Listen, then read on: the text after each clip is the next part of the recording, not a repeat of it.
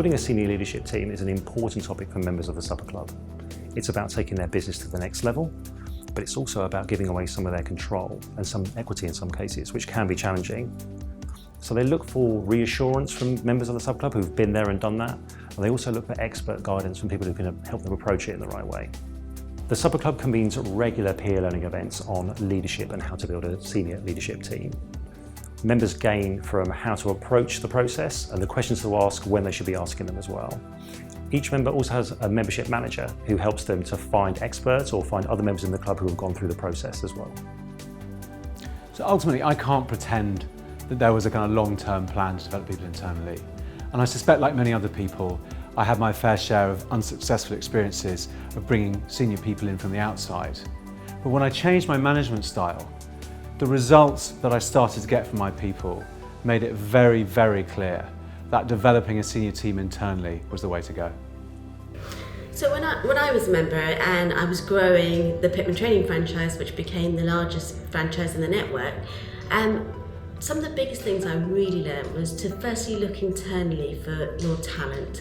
You may have some gems that you may not have spotted, and giving them the opportunity is important. Secondly, recruit on attitude. You know, when I remember the day the young lady came to me and I didn't think she was up for it, but actually the attitude in her interview was completely astounded me. So recruit on attitude. And then thirdly, let them get on with it. Don't breathe down their necks, because actually they'll probably do a better job than you were doing, and give them the freedom. The senior role that had the greatest impact on my business was an operations head, and it was so important to release me from the minutiae of detail that I was involved in and trying to get everything right, that having someone who I trusted to implement operations was so critical, and it just allowed me thinking time and allowed me to focus on the growth of the business. In terms of the objectives of building the senior team, it was all about sustainability. We were fed up of yo-yoing in terms of performance, and I think when we stuck our head above the parapet and looked at the way other companies were structured, how they built some sort of credible leadership team within, we didn't have that. So we looked at what components we needed to be able to future-proof the agency. I think the key piece of advice that I pass on is that as the team grows and as the company grows, it's really important that new members of the team come into a clearly delineated management structure.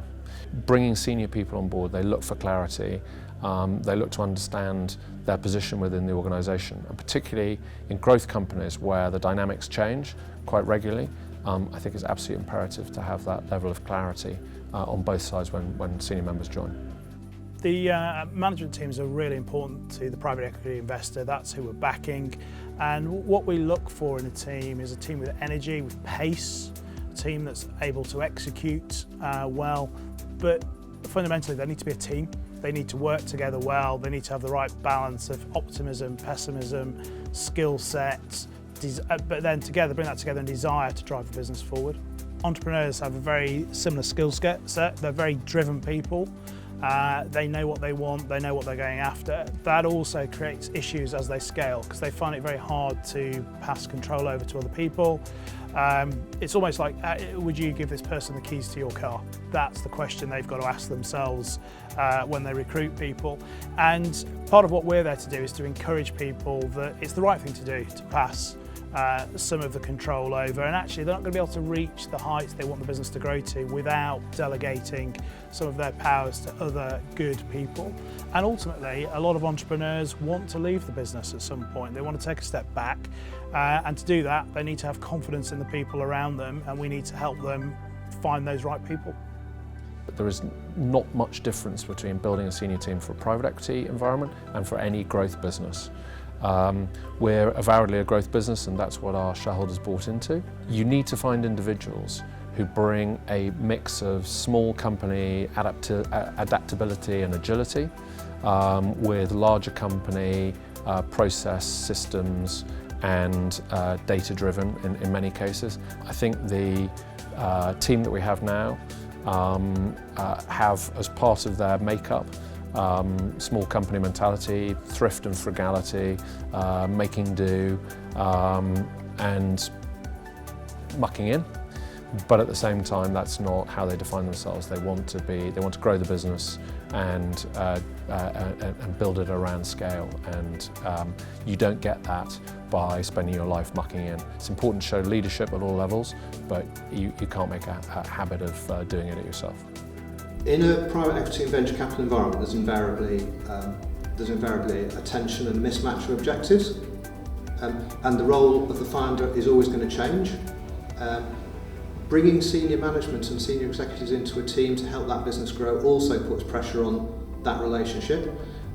So I think the most important thing is to have people who are evidence-based, who have clear briefs, who are clearly working for the company. And certainly if you take a finance director, for example, most external investors will want a finance director in a business that they invest in. My advice to the founder would be make sure you get your own finance director in place well in advance of any investment. I think the area in which executive search agencies can add more value is post-hire. Ensuring that the job that was sold to the candidate actually is the job that the candidate has found, and indeed ensuring that the employer who bought into the candidate has got a candidate that they're happy with. I think quite often in an early stage of employment, there can be a bit of a mismatch between those two things, which can be as much a question of people finding their feet as a profound misunderstanding, if you're with me. And I think that the agency, the executive search agency, will have generated a position of trust and a position of confidence during the search process on both sides, and are therefore in a unique position to facilitate that early stage relationship. We commonly get asked into situations where a piece of recruitment or a hire has gone wrong.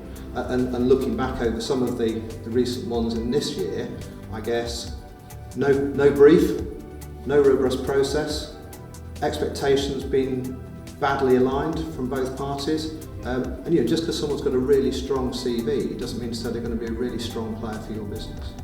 Typically a founder won't have recruited that many people at senior level and probably hasn't got the organisational structure or HR function to be able to do that themselves. And I think one of the most important lessons I've learnt over the years is that we can be really valuable helping clients through a shortlist, allows them to look at people without feeling the pressure on themselves to make the hiring decision there and then, and actually we can benchmark people. So we know what good looks like in their environment. The perennial question is, when you're looking to build a senior management team, is whether you promote from within or hire from external sources. And I think it's always good to look inwards first and see, because they're going to be the ones that are most bought into your vision, they know your values, how you work, and have a look to see if you've got the right skills or competencies there, or whether there is someone you think you could train up to fill in some of those gaps that you have identified. And if not, then look at external sources. And I think one of the things that comes up regularly in dinners is beware of where you get that external person. Just because they've had great success at a competitor or a larger corporate, or if they've got a little black book, does not necessarily mean that there'll be a huge success at yours. Typically, the way of working in a much larger corporate organisation is going to be very different to how you work in an entrepreneurial business. So ensuring that you have the same values and the behaviours and vision underline the recruitment rather than just skills and experience. There was quite a sort of tangible exercise in terms of identifying the roles and identifying the gaps within the leadership team. We did it with the help of a coach, but the exercise was very much started by the one person that you were writing the role about exited the room, and then the other two would write the role, and you would come back in and go, okay, that's my role, that's my strengths, and that exercise was repeated. And then as a team of three, once we got our roles organised, we then looked at the overall business and said, what does the business need in terms of roles, not people, but roles, and then it was then a question of overlaying the people and deciding whether we had gaps or not, or whether people were up to filling those roles. Certainly one of the first things that you want to do is work together once that team is in place to create a shared vision, mission, a shared plan, strategy, and tactics. That's very important so that the whole team buys into not just the CEO or the founder or a couple of the people, but everybody buys into the same plan together, and then as you execute, there's a feeling of common leadership or common vision. It's also very important from a culture perspective to say, how can we go ahead and get to know each other? So one of the things that I did very early on was find interesting experiences that might be very memorable for us to do together.